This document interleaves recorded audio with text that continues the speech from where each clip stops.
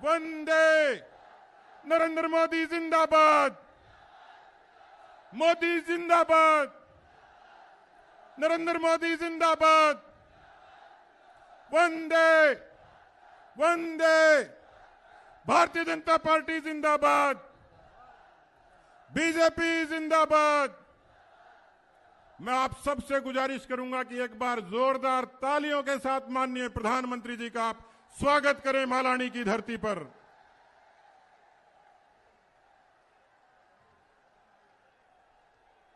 आज हमारे बीच में मरुस्थल की इस चुनौतियों की धरती, जहां पानी तो कम है लेकिन लोग पानीदार हैं, और उन पानीदार लोगों के बीच में भारत का चौकीदार आप लोगों के बीच में आया है मित्रों। और हमारे देश के चौकीदार आदरणीय प्रधानमंत्री नरेंद्र मोदी जी के स्वागत और अभिनंदन के लिए मैं निवेदन करता हूं प्रदेश अध्यक्ष माननीय मदन लाल सैनी जी, आदरणीय राजेंद्र राठौड़ जी, दिलीप पालीवाल जी, महेश चौहान जी, जुगल व्यास जी, उम्मीदवार कैलाश चौधरी जी, राजेंद्र गहलोत जी जो लोकसभा के प्रभारी हैं, और हमारे आदूराम मेघवाल जी जो लोकसभा के संयोजक हैं, वो माननीय प्रधानमंत्री जी के सर पर मालानी की पगड़ी पहनाकर, मालानी की आन बान शान का साफा पहनाकर स्वागत करें, अभिनंदन करें। सबका बहुत बहुत धन्यवाद। और मैं सब हमारे जनप्रतिनिधियों से निवेदन करूंगा और माननीय प्रधानमंत्री जी का गुलाब के फूल भेंट करके आप सब लोगों के जो लाखों लोग यहां बैठे हैं उनके सम्मान की भावनाएं माननीय मोदी जी तक प्रकट हो रही हैं। हमारे सभी एमएलए साहिबान, एमएलए प्रत्याशी, हमारे पूर्व मंत्रीगण, हमारे सभी सम्मानित वरिष्ठ नेतागण जो मालानी और जोधपुर संभाग से ताल्लुक रखते हैं, और माननीय प्रधानमंत्री जी उतनी सहृदयता से, उतने सम्मान के साथ सबका वो सम्मान ग्रहण कर रहे हैं। हम लोग अभिनंदन हैं, अभिभूत हैं, अभिनंदन करते हैं माननीय प्रधानमंत्री जी का कि एक ऐसा प्रधानमंत्री जो जमीन से उठ खड़ा हुआ और जिसने हिंदुस्तान के जमीर को ऊंचा किया। एक बार फिर से इस सभा के विधिवत संचालन के लिए मैं आप सबसे गुजारिश करूंगा कि ये सत्कार की परंपरा पूरी हो जाए, तो आपसे फिर गुजारिश करूंगा कि जोरदार तालियों के साथ इस सभा का जब आगाज करें तो एक बार जोरदार तालियां प्रधानमंत्री जी के इस दयालुता के लिए, इस सहृदयता के लिए कि मंच के तमाम नेताओं को आपने इज्जत बख्शी। और मैं अब आमंत्रित करता हूं किसान के घर में पैदा हुए एक बेहद साधारण व्यक्ति जो अपर हाउस में मोदी जी के साथ विराजते हैं राज्यसभा में, हमारे प्रदेश के एक संघर्षशील ऐसे व्यक्ति जिन्होंने किसान संघ से, मजदूर संघ से अपने जीवन की शुरुआत करी और आज हमारे बीच में प्रदेश अध्यक्ष के रूप में विराजे हैं आदरणीय मदन लाल जी सैनी साहब। उनसे निवेदन करूंगा कि वो आए और हमें संबोधित करें। आदरणीय मदन लाल सैनी साहब।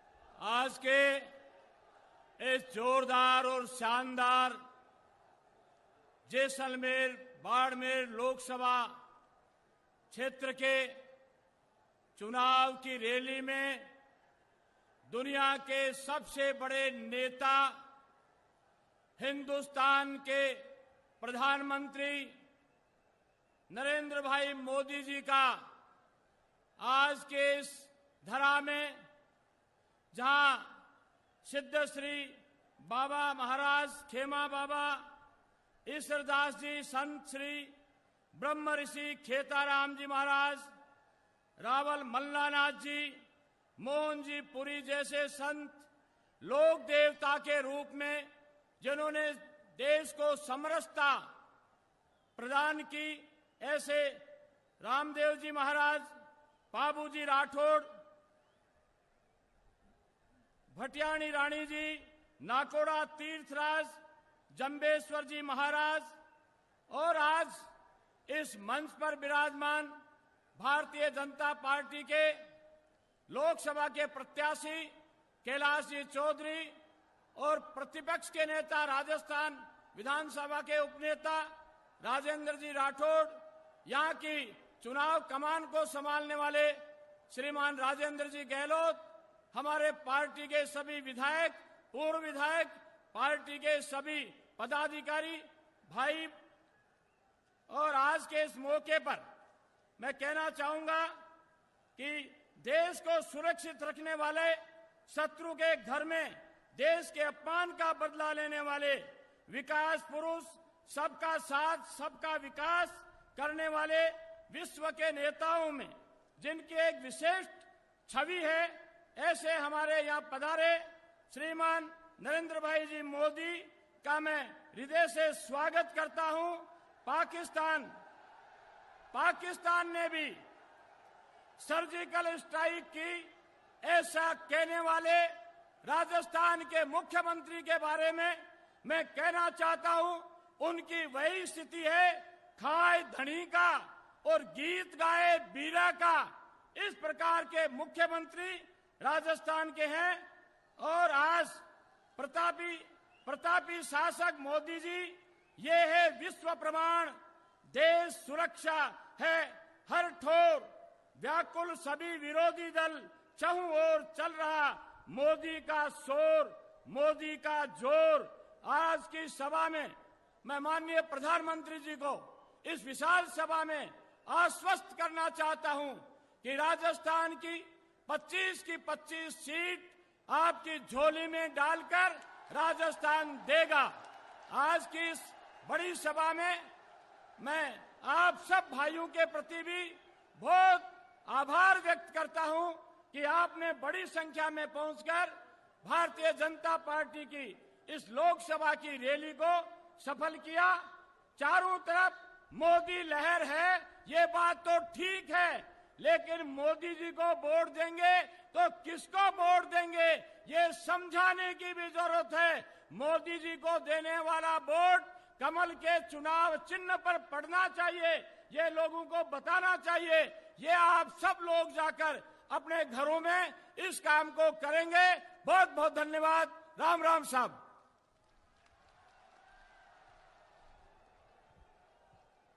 मैं हमारे लोकप्रिय प्रत्याशी भाई कैलाश चौधरी जी से निवेदन करूंगा कि मालानी की स्मृतियां प्रधानमंत्री जी के साथ रहें, वो एक स्मृति चिन्ह देकर प्रधानमंत्री जी का अभिनंदन करें।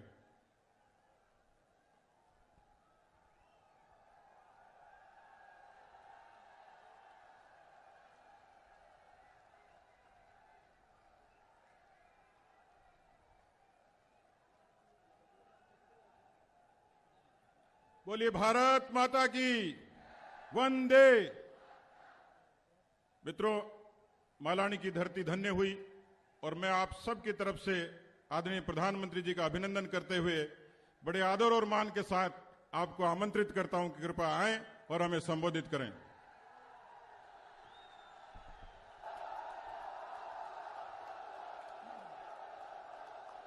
भारत माता की, भारत माता की।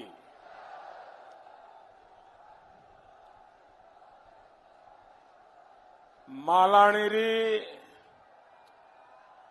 मरुभूमि माथे पधार्योड़ा सगला भाइयों ने और सगली बहनों ने मारो घणो घणो राम राम सा।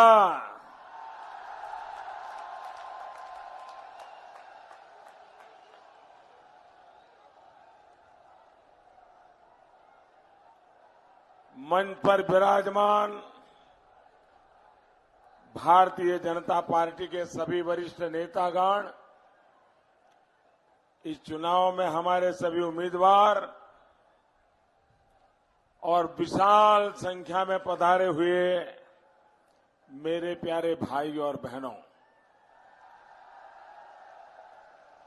आप इतनी बड़ी तादाद में और वो भी इस मरुभूमि की गर्मी में आप हम सबको आशीर्वाद देने के लिए आए। मैं आपका हृदय से बहुत बहुत आभार व्यक्त करता हूं।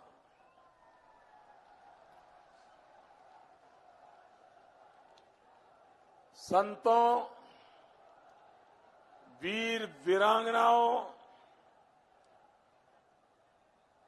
इस भूमि को, यहां के शहीदों को मैं नमन करता हूं। आपका ये उत्साह, ये जोश हमारे कुछ विरोधियों की नींद उड़ाने के साथ ही सीमा पार वालों की भी नींद उड़ा रहा है। 23 मई को जब आप फिर एक बार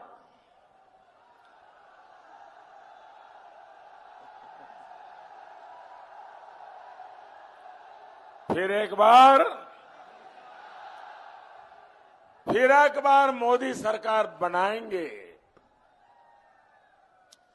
भारत माता का जयकारा करेंगे, तो उसकी गूंज सीमा के उस पार भी सुनाई पड़ेगी।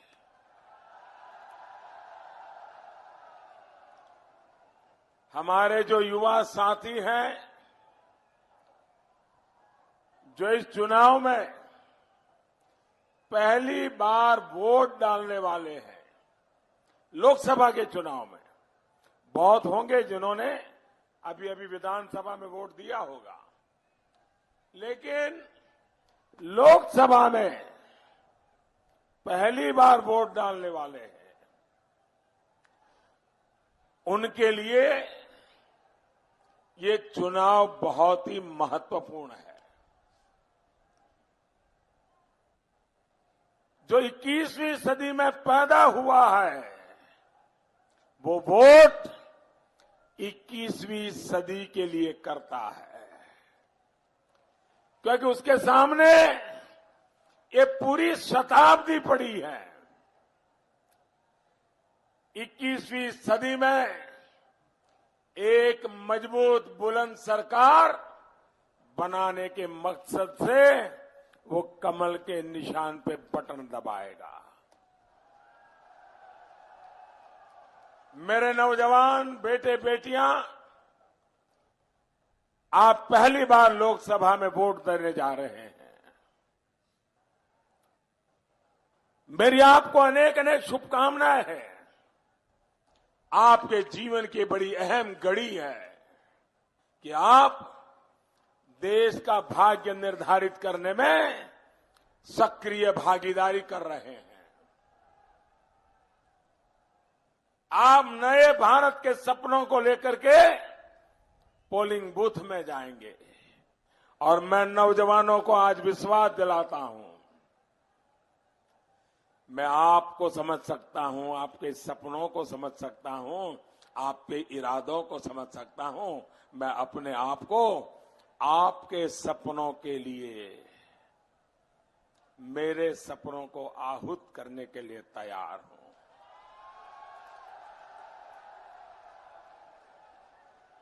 भाइयों बहनों, आपके सपने ही मेरे सपने हैं। साथियों, राजस्थान जिस तरह पूरी मजबूती से हमेशा इस चौकीदार के साथ खड़ा रहा है,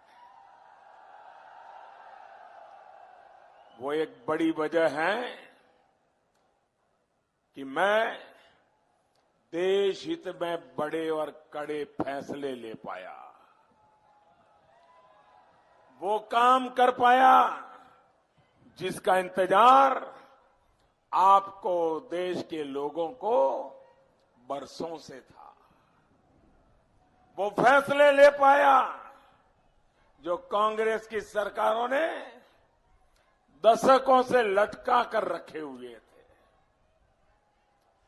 किसानों को लागत का 1.5 गुना एमएसपी देने की बरसों पुरानी मांग को पूरा करने का काम आपके इस चौकीदार ने किया है। जीएसटी पर बरसों से कांग्रेस माथापच्ची कर रही थी, उसको भी इस चौकीदार ने सफलतापूर्वक अमल में लाया है। काले धन और भ्रष्टाचार पर प्रहार के लिए नोटबंदी और बेनामी संपत्ति कानून लागू करने जैसे कड़े फैसले भी इस चौकीदार ने किए हैं। बाड़मेर की रिफाइनरी को कांग्रेस ने लटकाकर उलझा कर रखा था। इस क्षेत्र का भाग्य बदलने वाली इस रिफाइनरी के लिए भी इस चौकीदार की सरकार ने काम शुरू करवाया। सामान्य वर्ग के गरीब परिवारों को 10% आरक्षण की मांग दशकों से चल रही थी।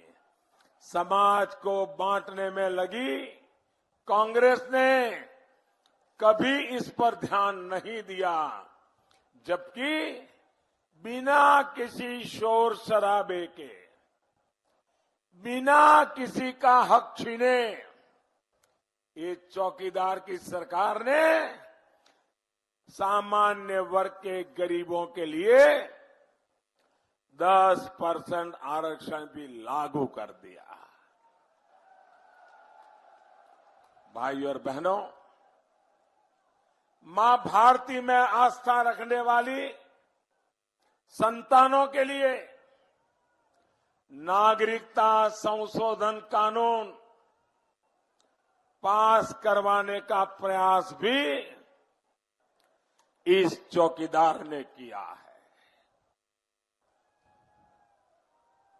भारत माता की वो संतानें जो भारत विभाजन के समय, बंटवारे के समय, उस समय के लोगों के नेताओं के भरोसे पर उन्होंने वहां रहना पसंद किया, पाकिस्तान में रहना पसंद किया, लेकिन उनकी आस्था अलग थी, उनका पूजा विधि अलग थी, उनके नाम अलग थे, इसलिए उन पर वहां जुल्म होने लगे। वहां जो माइनॉरिटी में थे उनका जीना मुश्किल हो गया। उनके लिए हिंदुस्तान के सिवाय कोई जगह नहीं बची थी। वो भारत की शरण में आए, लेकिन त्रिशंकु के हाल में जीते रहे, न उधर के रहे न इधर के रहे। भाइयों बहनों, 3-3 पीढ़ी उनकी असहाय बन गई। उनका कोई गुनाह नहीं था, वो अपनी आस्था बदलने को तैयार नहीं थे, वो अपना धर्म बदलने को तैयार नहीं थे, इसलिए उनको यातनाएं झेलनी पड़ी। जब वो इस देश में आए तो हमारे वालों ने भी ठुकरा दिया। उनको न्याय मिलना चाहिए कि नहीं मिलना चाहिए? उनको हक मिलना चाहिए कि नहीं मिलना चाहिए? उनको हक दिलाने के लिए हम संसद में कानून लाए हैं। भाइयों, 23 मई को सरकार बनने के बाद बरसों से लटके इस काम को पूरा करने की फिर कोशिश की जाएगी। साथियों, ये इलाका वीरों का है।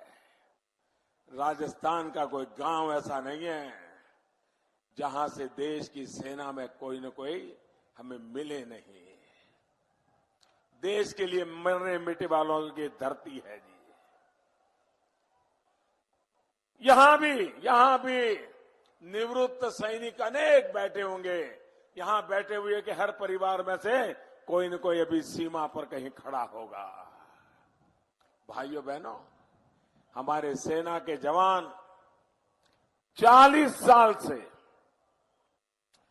1 rank 1 pension OROP 1 rank 1 pension की मांग कर रहे थे।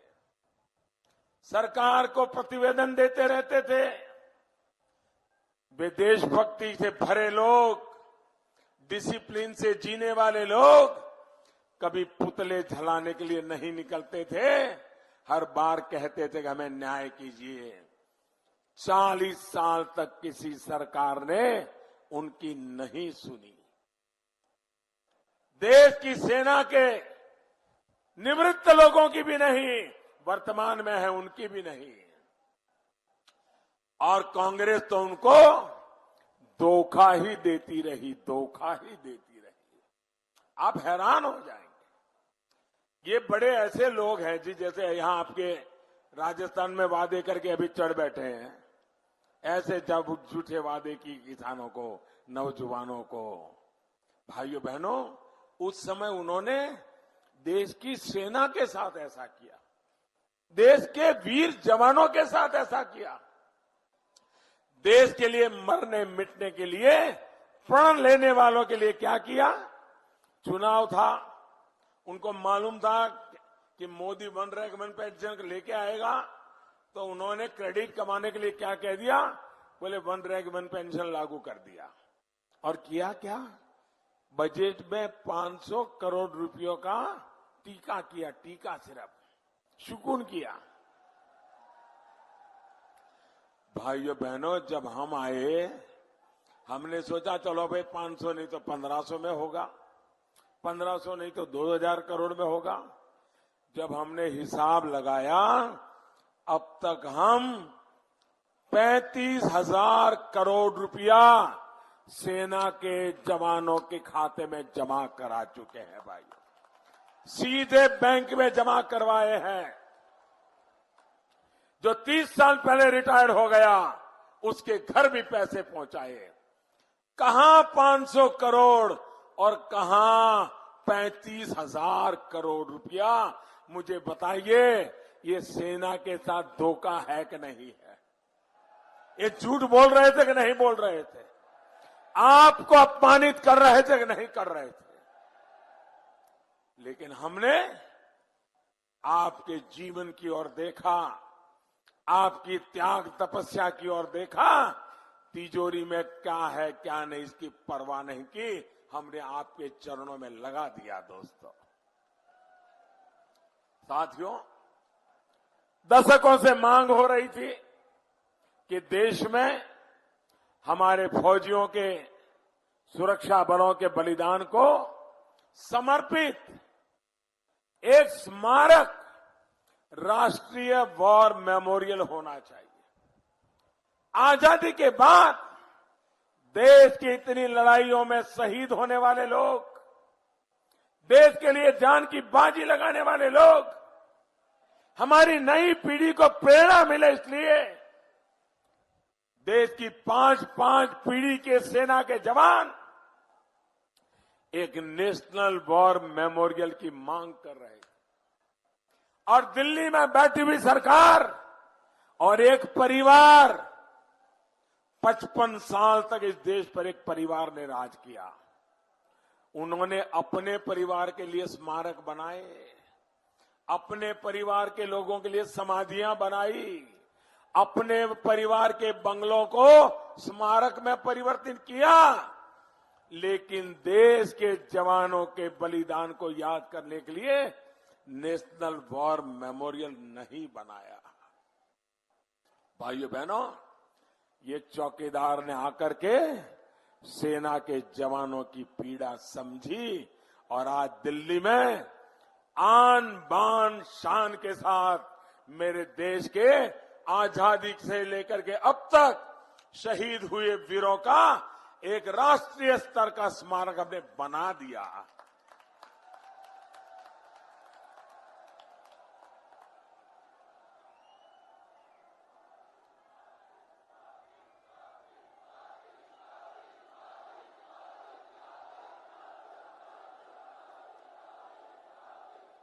इतना ही नहीं दोस्तों, ये हमारे जो पुलिस के जवान दिखते हैं ना, ये ड्यूटी पर, रोजमर्रा की जिंदगी में हम लोगों को कभी कभी उनसे तकलीफ होती है तो हम उनसे झगड़ाई भी कर बैठते हैं, लेकिन कभी उस पुलिस वाले की जिंदगी की तरफ हमने देखा नहीं है। ताड़ हो, ताप हो, बारिश हो, वो पुलिस का जवान खड़ा होता है। रक्षाबंधन हो, होली हो, दिवाली हो, वो आपके लिए खड़ा होता है। देश को पता तक नहीं है, देश को पता तक नहीं, इन लोगों ने कभी बताया नहीं। इस देश में सामान्य मानवी की सेवा करते करते 33,000 पुलिस के जवान शहीद हुए। 33,000। आप भी इस आंकड़ा सुनकर के चौंक जाएंगे। यहां पुलिस के जवान भी खड़े होंगे, शायद उनको भी मालूम नहीं होगा कि 33,000 पुलिस बलिदान दिया है देश के लिए। एक पुलिस मेमोरियल बनाने के लिए तैयार नहीं थे। हमने दिल्ली में शानदार जगह पे आन बान शान के साथ पुलिस मेमोरियल खड़ा कर दिया और देश के उन 33,000 पुलिस जवानों के नाम पुष्प लगा दिए। भाई, अरे जो लोग हमारे लिए जिंदगी खपा देते हैं, मान सम्मान उनका होगा कि सिर्फ एक परिवार का होगा?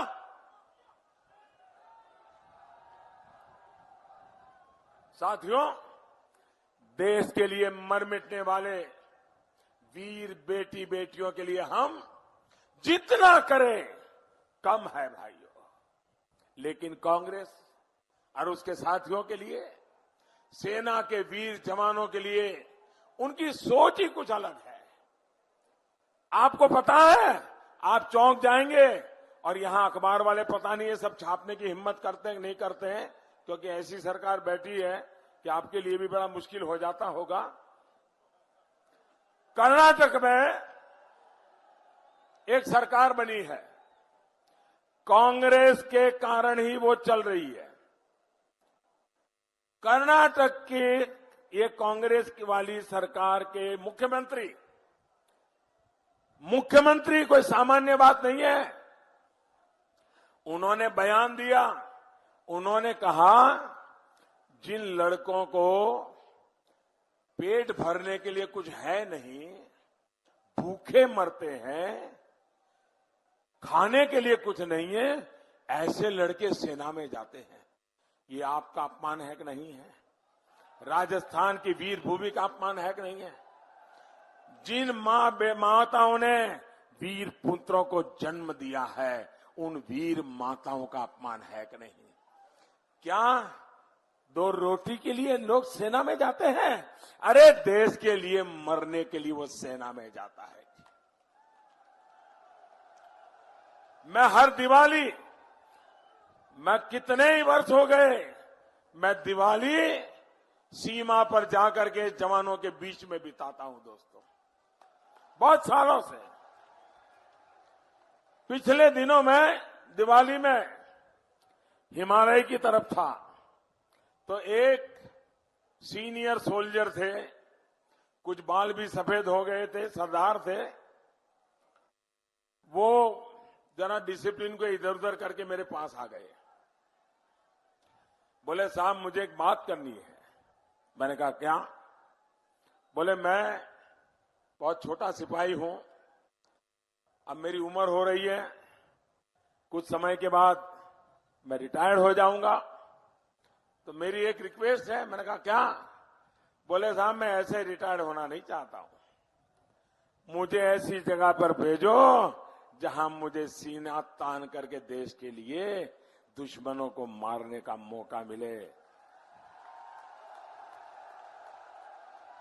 कुछ महीने मेरे नौकरी के बच गए हैं, या मुझे जहां आतंकवादियों के सबसे बड़ा अड्डा हो वहां भेजिए, मैं देश के लिए कुछ करके रिटायर्ड होना चाहता हूं। अरे जिस देश के अंदर गरीब मां का बेटा भी इस सपनों को लेकर के सेना में जाता है, और एक मुख्यमंत्री, ये मुख्यमंत्री होती क्या चीज है जी?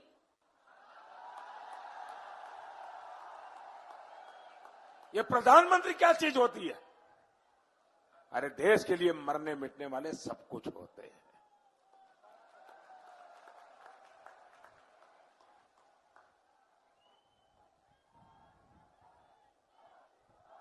ऐसे अपमान करते रहते हैं। और इतना ही नहीं, ये लोग कांग्रेस पार्टी जो है, जिसे देश की कोई चिंता नहीं है, सेना का गौरव उसको ध्यान नहीं है, सेना के सामर्थ्य पर उसका भरोसा नहीं है। कांग्रेस के नेता यहां तक कह दिए, भारत के सेना अध्यक्ष को उन्होंने कह दिया वो तो गली का गुंडा है। क्या देश के सेना के मुखिया को आप ये कहोगे? ये कांग्रेस के जिम्मेवार लोग बोलते हैं।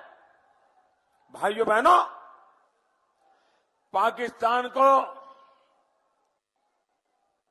मिली खुली छूट के कारण हमारे देश में आतंकी हमले बहुत आम बात थी। आज भी श्रीलंका में कितना भयंकर आतंकी हमला हुआ है। लोग भगवान यीशु की प्रार्थना कर रहे थे, चर्च में थे, ईस्टर का पर्व मना रहे थे, और आतंकवादियों ने जाकर के सैकड़ों लोगों को आज मार दिया है। भाइयों, क्या गुनाह था उनका? भगवान यीशु के चरणों में बैठ करके प्रार्थना कर रहे थे। यह आतंकवाद फैलता चला जा रहा है। भारत में भी आतंकवाद ने 40 साल में भारत के नाक को दम ला करके रखा हुआ है। हमारे वीर जवान तिरंगा लपेट करके उनका शरीर घर में लौट आता है। भाइयों, आए दिन हम बलिदान देते चले जा रहे हैं।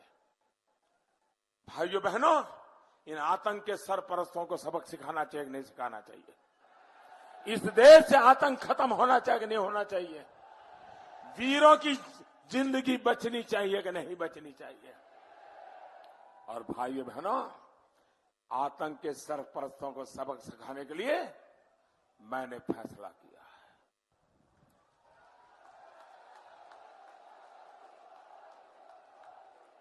उनके घर में घुस करके मारता हूं।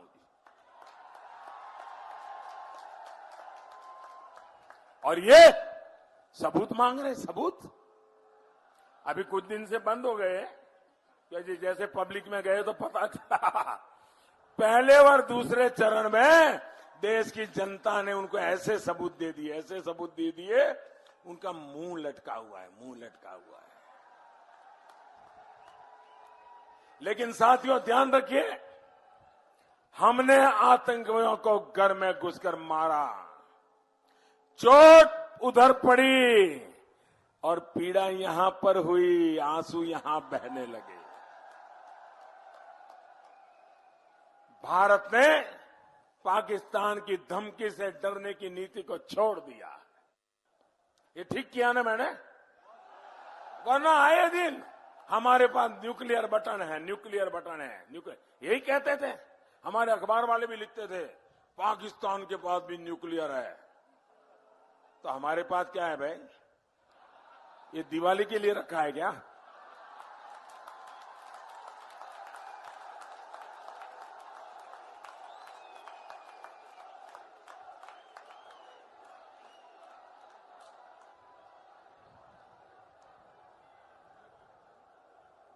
ये क्या तरीका है? भाइयों बहनों, हमने आतंकियों के मन में डर पैदा किया। ये ठीक किया कि नहीं किया? वरना आए दिन हिंदुस्तान में धमाके करते रहते थे। कभी अजमेर में धमाका, कभी समझौता एक्सप्रेस में धमाका, कभी मुंबई में धमाका, कभी हैदराबाद में धमाका, कभी काशी में, कभी अयोध्या में, कभी जम्मू में। 5 साल से सब बंद है ना? है कि नहीं? ये पुलिस वाले तो वही है भाई, पुलिस वाले तो वही है। ये बंद क्यों हुआ? ये बंद क्यों हुआ? क्या कारण है बंद हुआ? क्या कारण है बंद हुआ दोस्तों? अरे मोदी कारण नहीं है, ये आपके वोट की ताकत है कि मोदी ये कर पा रहा है। भाइयों बहनों, हमने पाकिस्तान की सारी हेकड़ी निकाल दी। उसे कटोरा लेकर दुनिया भर में घूमने के लिए मैंने मजबूर कर दिया है दोस्तों। ठीक किया कि नहीं किया? ठीक किया कि नहीं किया? आप खुश हैं? आपके आशीर्वाद है ना? आप बस 5 साल मुझे मौका दीजिए, फिर देखिए।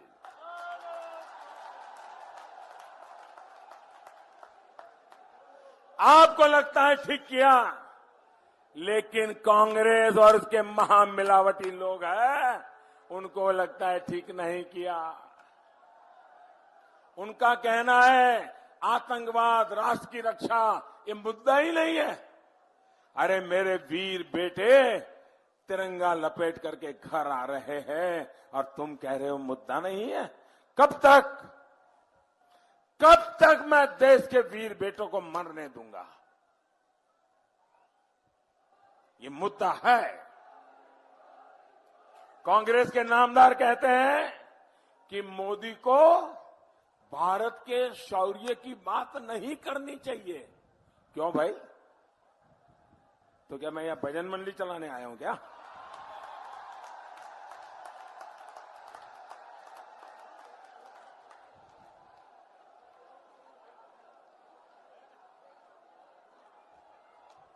क्या तरीका है ये? क्या आपको पता है कि कांग्रेस ऐसा क्यों कह रही है? साथियों, इसके पीछे एक पूरा इतिहास है जिसका अहम सेंटर ये बाड़मेर रहा है, राजस्थान रहा है। यहां की वीर माताएं रही है। यहां अनेक पूर्व सैनिक हैं जिन्होंने 1971 की लड़ाई में हिस्सा लिया था। तब हमारे सैनिकों के शौर्य के कारण पाकिस्तान का एक बड़ा हिस्सा हमारे कब्जे में आया था। 90,000 पाक सैनिक हमारे कब्जे में थे साहब। लेकिन उसके बदले में हमने शिमला में जाकर के क्या किया? सरकार ने टेबल पर सब गंवा दिया जो जवान जीत करके लाए थे। दुनिया भर से जो दबाव भारत पर पड़ा और सरकार ऐसी कांप गई कि उन्होंने हस्ताक्षर कर करके मामला पूरा कर दिया। अगर उस समय मोदी होता तो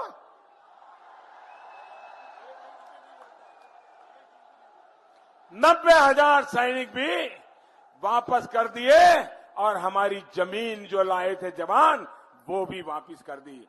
भाइयों और बहनों, वो सुनहरा मौका था। उस 90,000 युद्ध कैदियों के बदले में जम्मू कश्मीर की समस्या को हल करना, घुसपैठ की समस्या को हमेशा के लिए हल करना भारत के हाथ में तुरुप का पत्ता था भाइयों। लेकिन मौका गंवा दिया। परिणाम पूरा भारत आज भुगत रहा है। वहीं आज की स्थिति देखिए साथियों, भारत ने बिना युद्ध के पाकिस्तान की सीमा के भीतर घुसकर आतंकवादियों को ढेर कर दिया है। और पाकिस्तान पूरी दुनिया में रो रहा है। पूरी दुनिया भारत के साथ है आज। और ये होती है दमदारी सरकार। साथियों,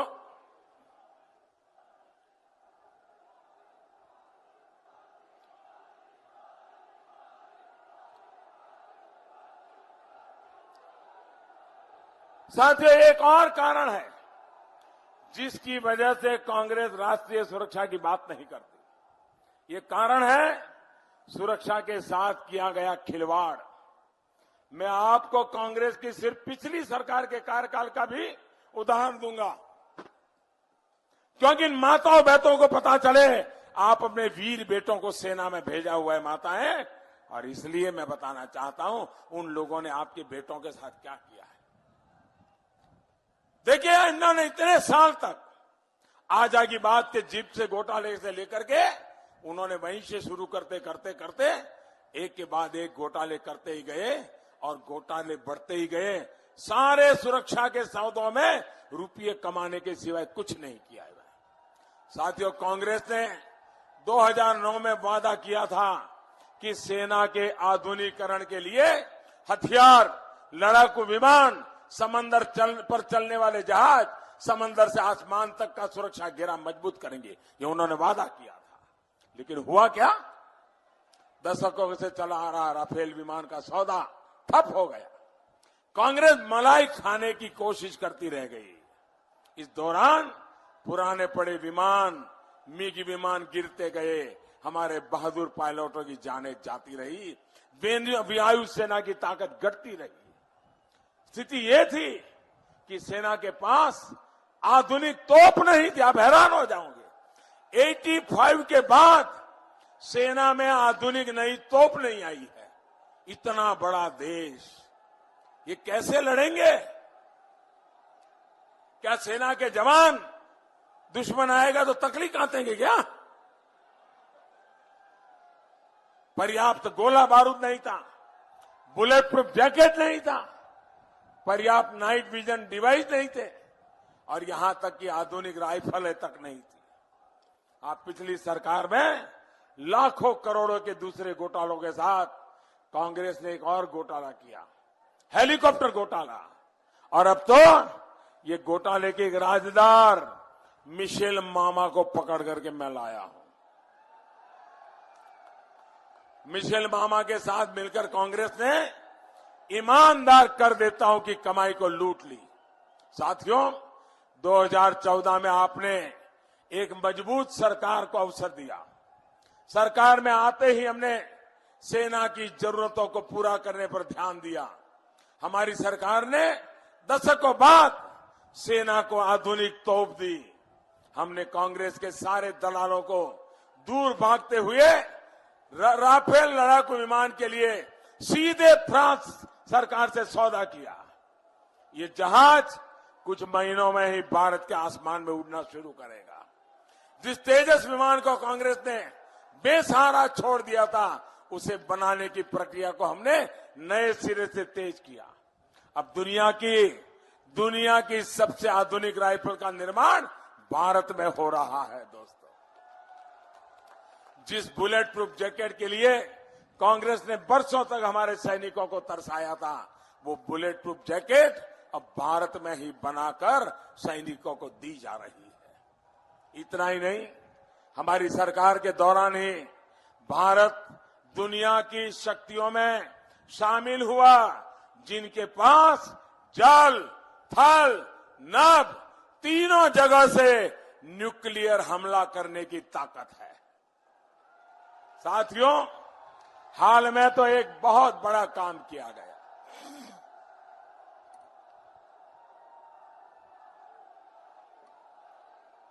हाल में एक बहुत बड़ा काम किया गया। अंतरिक्ष में भी, स्पेस में भी हमारे संसाधनों को बचाने की क्षमता हमने हासिल की है। अब स्पेस में भी हमारी मिसाइलें दुश्मनी की साजिशों को नाकाम कर सकती हैं। आपने देखा होगा, अभी कुछ ही दिन पहले जमीन पर से मिसाइल निकली, अंतरिक्ष में 3 मिनट में जाकर के अंतरिक्ष में सैटेलाइट को मार गिराया, और हम दुनिया के चौथे देश बन गए इस सिद्धि प्राप्त करने वाले। ये अंतर होता है राष्ट्रवाद से ओतप्रोत एक मजबूत सरकार में और वंशवाद से प्रेरित एक मजबूर और कमजोर सरकार में। साथियों, कांग्रेस सिर्फ एक परिवार के प्रति ही समर्पण जानती है। इनको किसी की परवाह नहीं है। ये जनता की, गरीब की भलाई के बारे में नहीं सोच सकते। मैं यही राजस्थान का उदाहरण देकर आपसे पूछना चाहता हूं। यहां किसानों का कर्ज माफ करने का वादा किया गया था। जरा पूरी ताकत से बताइए, 10 दिन में किसानों का कर्ज माफ हो जाएगा, ऐसा कहा गया था। कहा गया था, माफ हुआ क्या? माफ हुआ क्या? सीएम तो बदल गया, लेकिन कर्ज माफ हुआ क्या? युवा साथियों को जो भत्ता मिलना था ना, उन्होंने कहा था नौजवानों को हम भत्ता देंगे। शायद वो भी तो समय पर पहुंच रहा होगा। आपके बैंक में खाते में आ गया क्या? ना, जरा खाता खोल के देखो ना, आया क्या? ऐसा झूठ बोल करके बैठे 55 साल यही काम किया एक परिवार ने, यही काम किया है जी। साथियों, इन्होंने आपके साथ सिर्फ इतना ही धोखा नहीं किया है, बल्कि ये केंद्र सरकार की योजनाओं को रोकने का पाप भी कर रहे हैं। मोदी सरकार ने जो पीएम किसान सम्मान योजना बनाई है, उससे देश भर के करोड़ों किसानों को पहली और दूसरी किस्त के पैसे मिल रहे हैं। लेकिन राजस्थान की सरकार इसमें भी रोड़े अटका रही है। वो राजस्थान के पूरे किसानों के नाम हमें जानकारी लिस्ट भेजने को तैयार नहीं है, बहानेबाजी कर रही है। साथियों, हमारे किसानों के किसानों की आय दोगुनी करने के लिए हम प्रतिबद्ध है। किसानों के साथ साथ पशुपालकों पर भी हमारी सरकार ने ध्यान दिया है। गोवंश और दूसरे पशुधन की देखरेख के लिए राष्ट्रीय कामधेनु आयोग बनाया जा रहा है। इतना ही नहीं, हमारी सरकार ने पशुपालकों के लिए बैंक के दरवाजे खोल दिए हैं। अब किसानों की तरह पशुपालकों को भी किसान क्रेडिट कार्ड की सुविधा दी जा रही है। साथियों, 2014 से 2019 तक आपके इस चौकीदार ने गांव-गांव, घर-घर बिजली पहुंचाने का काम किया। अब इसी तरह का काम बाड़मेर जैसे क्षेत्रों में पानी पहुंचाने के लिए हम करने वाले हैं। 23 मई के बाद फिर एक बार मोदी सरकार बनने के बाद हम मिशन मोड पर पानी के काम पर लगने वाले हैं। नर्मदा कैनाल जैसी परियोजनाएं जो अभी चल रही है, उनको विस्तार दिया जाएगा। भाइयों और बहनों, कनेक्टिविटी पर भी हमारा फोकस है। इसी तरह भारतमाला प्रोजेक्ट के तहत सीमावर्ती क्षेत्रों में अच्छी सड़कें बनाई जा रही है। यहां से रेल कनेक्टिविटी को सुधार के लिए भी तेजी से काम चल रहा है। भाइयों और बहनों, हम संकल्प करके निकले हुए लोग हैं। 2022 में जब देश आजादी के 75 वर्ष मनाएगा, तब तक हम विकास में 75 सिद्धियों को तरफ कदम बढ़ाएंगे। 2022 तक किसानों को अपनी आय डबल करने के लिए सक्षम करेंगे। 2022 तक हर गरीब बेघर के पास अपना पक्का घर होगा। 2022 तक कोई भी परिवार अंधेरे में नहीं रहेगा। 2022 तक हर परिवार के पास गैस का चूल्हा होगा, गैस का कनेक्शन होगा। ऐसे अनेक संकल्प जिनको सिद्धि तक पहुंचाने में आपका साथ बहुत जरूरी है। अब मेरे साथ संकल्प लीजिए। संकल्प करेंगे, पूरी ताकत से करेंगे, बहनें भी करेंगी, ये मंच पर बैठे हैं वो भी करेंगे, सबके सब करेंगे। उधर जो स्टेडियम में है वो भी करेंगे, इधर स्टेडियम में है वो भी करेंगे, पक्का करेंगे। मैं जो कहूंगा उसके बाद आप दोनों हाथ खड़े करके पूरी ताकत से बोलिएगा। आपको बोलना है चौकीदार। क्या बोलना है? क्या बोलना है? ऐसे धीरे धीरे नहीं, सीमा के पार आवाज जानी चाहिए। क्या बोलना है? तो मैं बुलवाता हूं। भाइयों बहनों,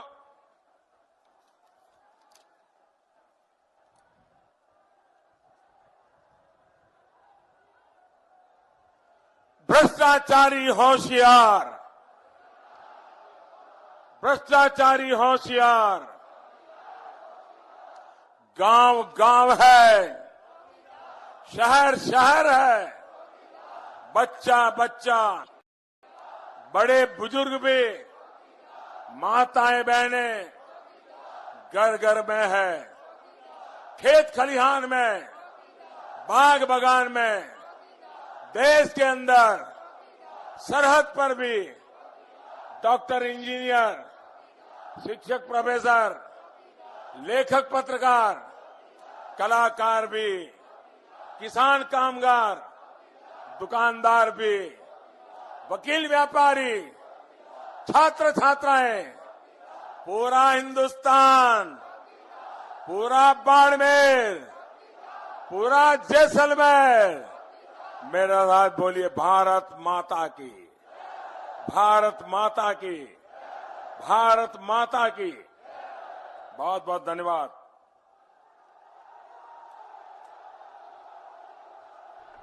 बहुत बहुत धन्यवाद माननीय प्रधानमंत्री जी। आदरणीय प्रकाश माली, जिन्होंने चौकीदार का एक सुंदर गीत में तैयार किया। प्रकाश माली जी से निवेदन करूंगा कि प्रधानमंत्री जी को उस गीत के बारे में बताएं। आदरणीय प्रकाश माली जी, आगे जाओ। देश धर्म की रक्षा के हित हरदम हो तैयार, चौकीदार चौकीदार में हूं देश का चौकीदार।